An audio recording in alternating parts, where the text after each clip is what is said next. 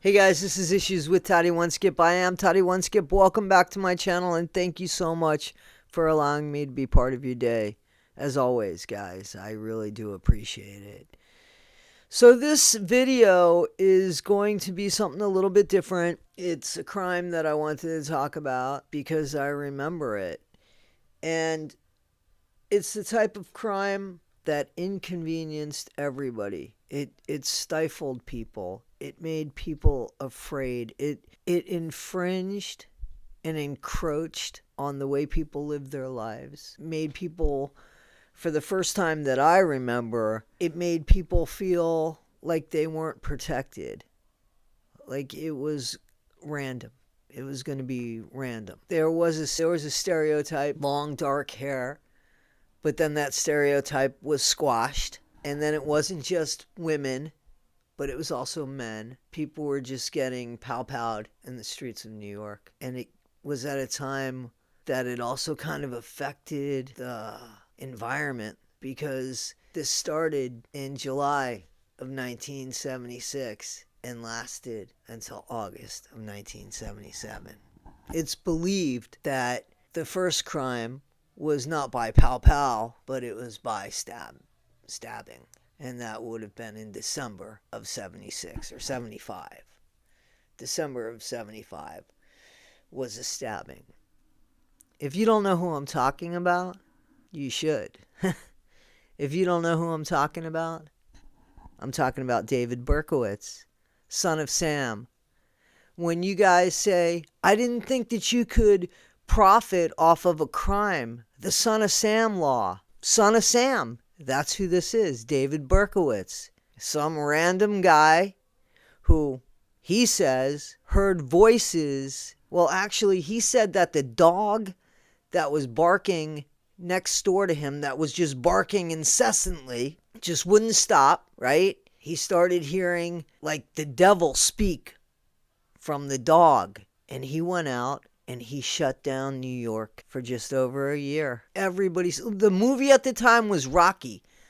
Everybody's spirit was, they thought that they could take on anything until some guy said, no, I'm going to change your way of life. I'm going to make you afraid. And it was the crime that really did change the culture of the times. I would think that maybe before then, and I guess it was for a shorter period of time, was Manson, right? It was the Tate LaBianca unalivements. So, but that was a short period of time. This lasted for 13 months that we know about, but it was blatant. It was in the face. It was almost like daring. Have you guys ever seen the movie Summer of Sam? If you haven't, you need to see that movie if you have any interest in this case, because it took the culture, it took everything, and it was brilliant. And it was about the terror that David Berkowitz caused in New York. And to be honest, why? He was a loony. He's still in jail. He's still in prison in upstate New York. Not far from where I live, actually. David Berkowitz, son of Sam, was writing and taunting to the police. He was taunting them, sending letters to the police, writing letters to columnists, to the columnists of the Daily News columnist, Jimmy Breslin. And he signed his letters Son of Sam. Just crazy. A local resident was walking her dog at the scene of the Moskowitz Valianta shooting when she saw patrol officer Michael Cantino ticketing a car that was parked near a fire hydrant. Moments after the traffic police had left, a young man walked past her from the area of the car and seemed to study her with some interest. Davis felt concerned because he was holding some kind of dark object in his hand. She ran to her home only to hear shots fired behind her in the street. Davis remained silent about this experience for about 4 days until she finally contacted police, who closely checked every car that had been ticketed in the area that night. Berkowitz's yellow 1970 Ford Galaxy was among the cars they investigated. On August 9th, 1977, New York Police Department Detective James Justice telephoned the Yonkers Police Department to ask them to schedule an interview with Berkowitz. The Yonkers police dispatcher who first took Justice's call was Wheat Carr, the daughter of Sam Carr and sister of Berkowitz's alleged cult Confederates John and Michael Carr. As soon as Justice mentioned the name David Berkowitz to Wheat, she said, "Let me tell you about him. I know him. He lives right behind me." She also informed Justice that Berkowitz had shot and wounded their black Labrador retriever named Harvey, and that Harvey was her dad's, Sam's, dog. When Justice heard Sam, he had a very good feeling that Berkowitz was the real culprit they'd been looking for. Justice asked Yonkers police for help in tracking down Berkowitz. According to Mike Novotny, a Yonkers police sergeant, the department had their own suspicions about Berkowitz in connection with strange crimes in their jurisdiction, which were referred to in one of the Son of Sam's letters. Yonkers investigators even told Justice that Berkowitz might be the son of Sam. The following day, on August 10th, police investigated Berkowitz's car, which was parked outside of his apartment building at 35 Pine Street in Yonkers. They saw a gun in the back seat. The rest is history. I don't want to read you like word for word. You guys could read this. I don't want to like be insulting like that. But they found it. And they found it because of a ticket. And somebody, saw something and said something, even way back when. So good for them, because Berkowitz is still doing time. He's 70 now. He's 70, but he was able to shut down New York and break the spirit of the people in New York. Can you imagine? I mean, think about that. Think about that. New York is a heck of a place.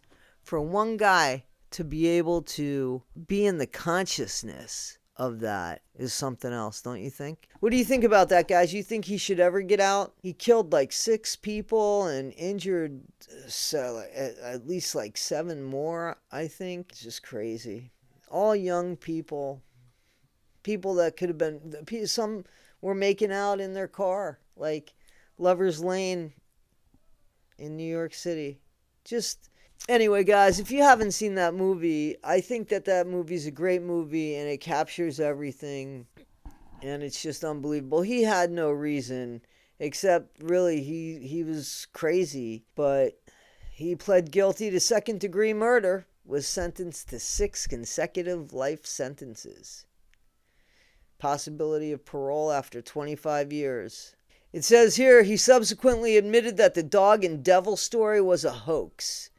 I don't know about that. I mean, like, it might have been, but he definitely, Son of Sam was the dog, right? If the owner of the dog's name was Sam, and he did keep that dog was barking a lot. It was barking crazy. So, no, and listen, you know how I feel about dogs. There's no reason.